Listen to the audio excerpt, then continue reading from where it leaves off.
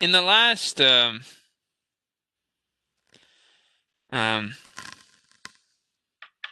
I guess for a long time in mechanics of materials class and in their statics classes, we've talked a lot about elasticity, but we've been focused mostly on beams. So beams, they have a are very long, and then the other dimensions are very small relative to that length. So the length is much greater than the width, and the width is typically greater than maybe the thickness, or they're about the same, or about approximately the same size. So the for plate theory, which is what we're going to talk about now, is another entire set of set of analysis that you can do on systems that look more like this, where you have two dimensions that are approximately equal. So in this case, we have dimensions A and B, and A and B are much, much larger than the thickness of the plate. But these will, because of the dimensions, they're going to behave a little bit differently than beams would.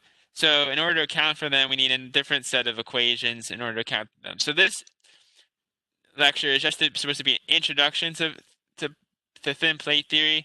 There's entire courses and books that are written on this subject. It is a pretty important subject, and thin plates are used often as coverings and for ship hulls, aircraft fuselages, and other thin structures where weight is critical. So so if we have for a very simple case, if we have a plate of length A, width B, and thickness T, we can say that the thickness goes through is along the Z direction, and we apply a pressure to it, P of I. That pressure is going to cause some deflection from original shape, where the beam will start to deflect across the length here, right? And that deflection, we're going to call that deflection W, all right? And then so we're going to have, I guess, our deflection within the beam is going to be equal to, we're going to have deflection is going to be U, which is going to be along the x-axis. We're going to have V, which is along the y-axis, and then we're going to have W, which is along the z-axis or within the thickness. Okay, so so earlier we defined I guess we can define the strain within the y and the x-axes as being a function of that change in the location along the z-axis times the slope along the z-axis with respect to x, and we do the same thing with respect to y. So we know that we can calculate strain if we know the displacement by taking the partial derivative with respect to the displacements. So we can do that for x, y, the strain in the x direction, the strain in the y direction, and the strain in the shear strain in order to get our state of strain at any point within their plate. So these are our strains for any point within the plate. So we're going to assume, because our contact stresses, we're assuming like are going to be small or localized versus the stresses due to bending. We're going to assume that there's no stress due to along the z-axis. So all of our stresses are going to be, if we drew a element on the top of this beam here, our stresses are only going to be in the x or the y direction. So we can only say we have stress in the x, stress in the y, and we could have some shear stresses as well. All right. All right. So because we know the state of strain, we've determined the state of strain. we can use the stress-strain relationships. So we keep going down here.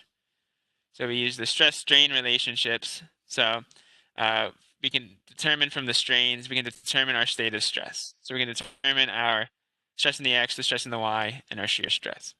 Okay. So as you can see, is going to be a function of the displacement along the z axis with respect to x and y, as well as the location of the plate within the z axis. So um,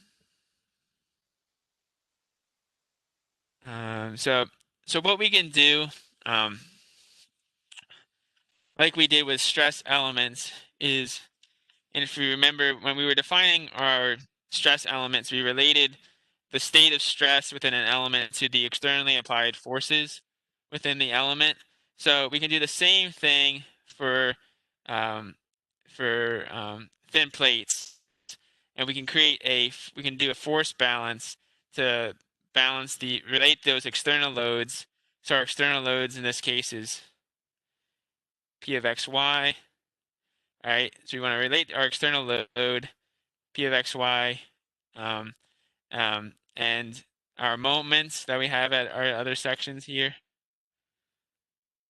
Okay, so we have like our moments mx, mxy, and we have m of y.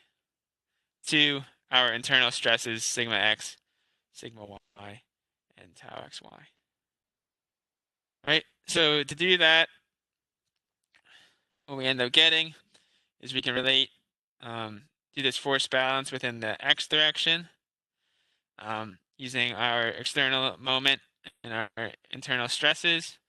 And what we end up getting here is we get m of x will be equal to this equation for the z coordinate times the stress within the x direction dz.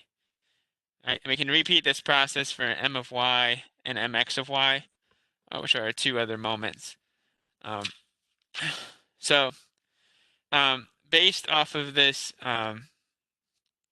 this definition, the one thing I will point out here is that mx, mxy, and my, their units that they're going to be in aren't they're like a normalized moment, which is kind of an odd thing to think about. But the units they are in is they're in the force times the length divided by a length. And I know what you're thinking of is you're saying, well, won't the lengths cancel each other out? But for now, just trust me in terms of the derivation, they need to be in this units to be normalized along the length of the section. So if we plug in the values of sigma x, sigma y, and tau xy into these three equations here,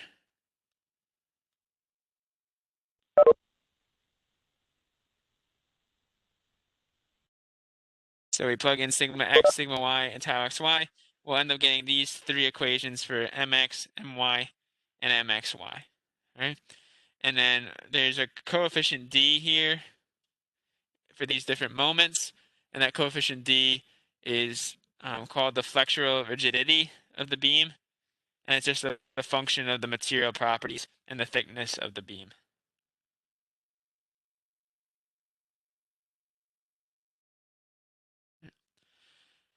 All right, so now that we have these three moments, mx, if we can calculate the moment, mx, my, and mxy, we can calculate our three stresses, sigma x, sigma y, and tau xy.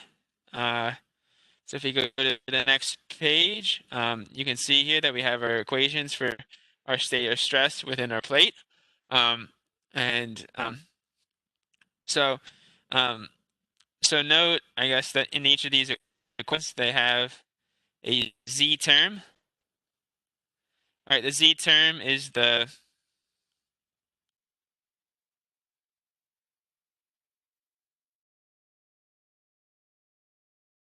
is if we have a thin plate,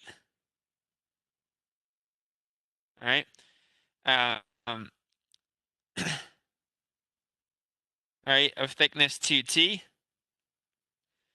all right, and this is going along the z direction here, all right. The highest stresses due to bending are going to occur on the top and bottom surfaces, all right. So so for that, because they occur on the top and the bottom surfaces, if you plugged in plus or minus t, you would get you get the following equations. Um, the following equations here. Actually, I think this is, it should be not plus or minus t. Sorry, this should be plus or minus t over 2. Okay, if you plug in t over 2 into these equations here, you should end up with these equations for your stresses. So to determine our 3 moments, mx, my, and mxy, to calculate our stress, we need to know what w of xy is. So in order to calculate wxy, we need to use the biharmonic equation that we have shown below here. All right. So, so the solution to the biharmonic equation is a little messy for rectangular coordinates. So what we're going to do in practice is in order to determine our stresses and our displacements, is we're going to use a tabulated solution of this equation, dependent that will because this equation is going to be dependent on the boundary conditions on the plate. So basically, if the plate is fixed, or if it's fixed, or if it has like a roller support or a pin support at the ends, that will affect the solution to this equation. So what we're going to do is we're going to use tabulated methods for the rest of the lecture for rectangular coordinates to show you the solutions. So if we go down to the next page here, we have some tabulated solutions